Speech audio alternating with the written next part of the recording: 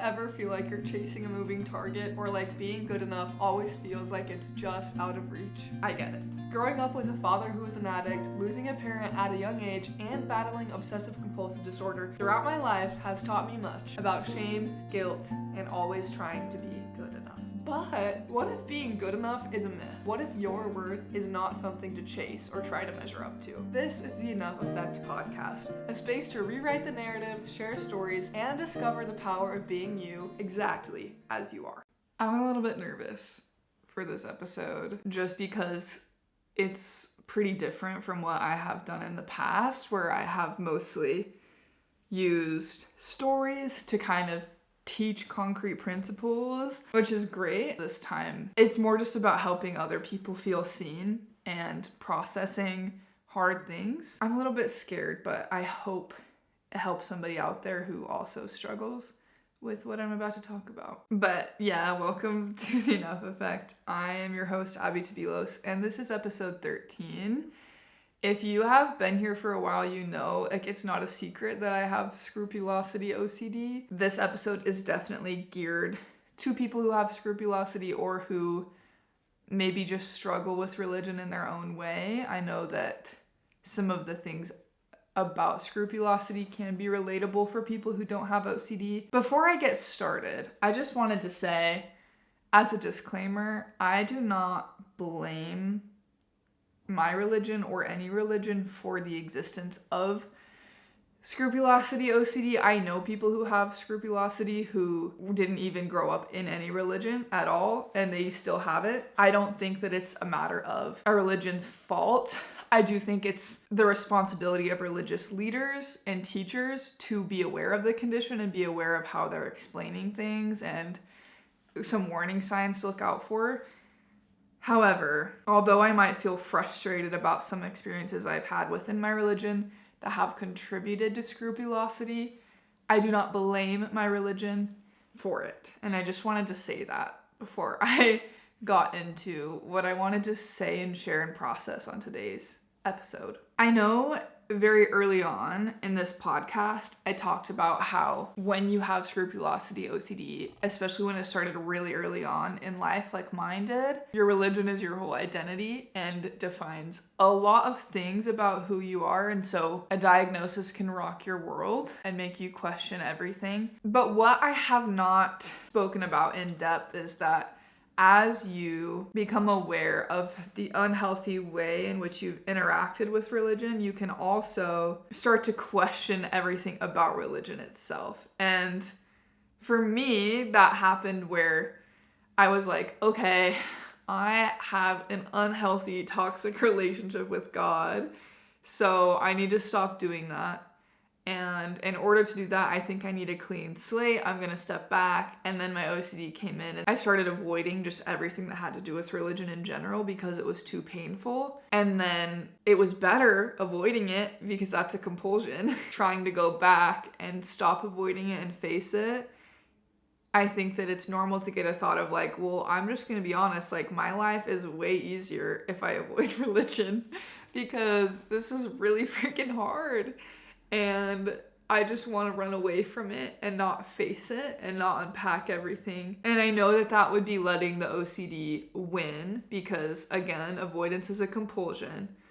And the only way to overcome OCD is to stop doing compulsions. And so, you know, I go to church and I sit there in tears the whole time because I'm so anxious and I do the whole thing. But then you start mourning because you're like, I used to get like some sense of joy from going to church and having a relationship with God. There was a reason I stayed there besides just fear. And so then you're processing mourning how things used to be. And then you're also like, well, what if all of that was just because I was doing the OCD cycle? And then you start to kind of question the pillars of your testimony or the pillars of your faith and what you actually believe, because you're questioning everything already. So not only your whole identity's turned upside down, now you're also questioning if your whole religion is not real, or it's just, gosh, it's like a lot.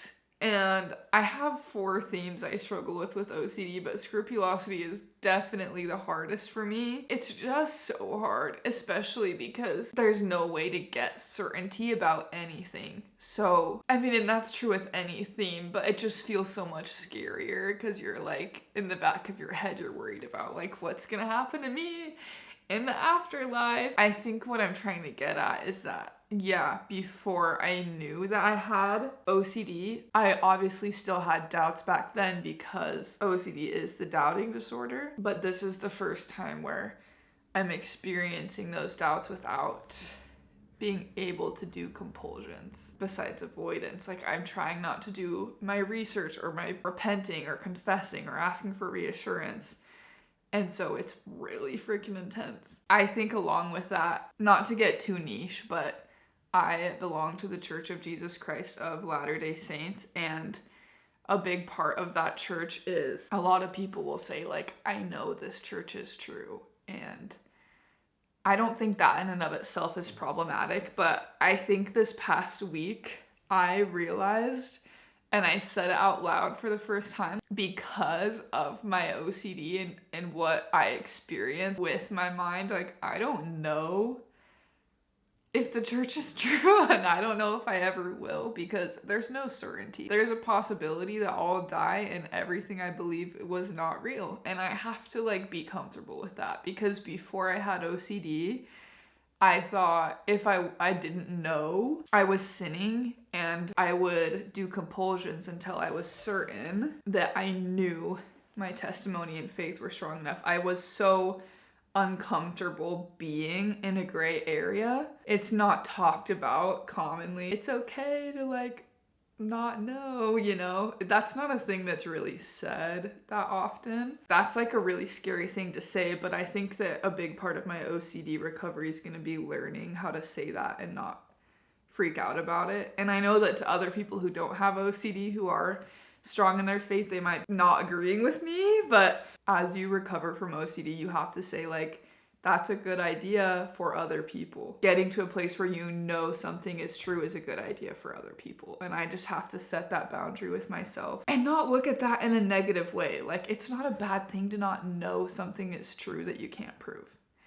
And I can choose what I believe. And if I don't believe everything about my church, should I stay there? Like, my mind starts going, you know? And that's a journey that I'm still on. You know, you have to figure out your values, and it's a terrifying thing. Yeah, the last thing I kind of wanted to talk about regarding this subject is that for people with scrupulosity OCD, there's a lot of contradictions that we are exposed to. For example, I will like be in therapy or my support group, and I'm hearing them say things like, you know what, if you don't have anything to say to God today, it's okay not to pray today. Or it's okay not to go to church every single week. Or it's okay not to read your scriptures every single day, because those things are an exposure for you. And God understands you. He understands your condition. You don't have to repent every single day. If going to a temple recommend interview is too hard, it's okay to not have one. And I hear those things in therapy, and I'm like, that feels pretty good to give myself permission, but I'm scared. And then I'm like, okay, time to stop avoiding religion. Let me listen to general conference, or let me read the scriptures, or go to church. And it's like, I do those things, and I'm hearing, you have to be all in, or things that just really scare me about having to have temple recommends, and having to read your scriptures every day, and having to have a really strong testimony. And then it's like, how do I marry those two things? Because I'm trying so hard to take care of myself, because I don't want to live my whole life being governed by OCD. But I just don't want to do the wrong thing. Okay, I believe God understands me, but what if he thinks I'm using it as an excuse, you know? And please do not comment reassuring me, because that will make my OCD worse. I'm not asking for reassurance. I'm just trying to share what it's like, because I just don't hear people talk about scrupulosity OCD like ever on the internet or anywhere else. And so it's really hard to share these feelings and have people just think like, oh, she's leaving the church, or she is like anti now. It's like, no, I just am really lost. And if you're relating to that, you're just seriously not alone. And that's why I talk about this kind of stuff, because I would have died if someone knew about this when I was a teenager, my whole life would have been different. So remember, with all this stuff that goes on, just try to take care of yourself. And it's really scary to do that when you have scrupulosity and you're worried about like your eternal salvation and what consequences God's gonna give you if you don't do things the right way. I think just like try to come home to yourself and respect and love yourself, and don't base your whole identity on religion. And that's so terrifying. Like, that's why I'm crying so much, because it's so scary. This episode just really comes from the heart, and the more I share on this podcast and on my channel, the more I just want to like dedicate everything to scrupulosity, because I just don't see that enough. So we'll see. Obviously, I'm still going to talk about more broad and general things, but I just wanted to have a bit of a sit and chat process what living with scrupulosity OCD as a member of the Church of Jesus Christ of Latter-day Saints is really like for me, and probably for a lot of other people. So thanks for listening. I hope that you feel seen and heard, and that you can personalize religion to fit you. It's so freaking scary. It's so scary, but I think that's how we recover, is we get comfortable personalizing our religious experience to take care of ourselves and our faith. And we're gonna hear at church and other places that we're doing the wrong thing, and it's gonna be terrifying, but at the end of the day, we're not gonna know for certain anything. So I just hope you're brave enough to choose yourself in this whole journey. And thank you so much for listening. I will talk to you next week. Thank you for listening to the Enough Effect podcast. If you enjoyed listening, it would mean the world to me if you would subscribe to my channel, like this video, and comment your favorite thing from today's episode. Plus, don't forget to hit up my social media at abstabs, ABSTABBS on TikTok, Instagram, and Facebook for daily inspirational content to remind you that you can live a life built upon the resounding belief that being good enough was never an endeavor worth pursuing. Lastly, check out my show notes for any resources mentioned in this episode, and my website, where you can find a list of all the ways I would love to work with you. See you next week, and don't forget that you are and always have been more than enough.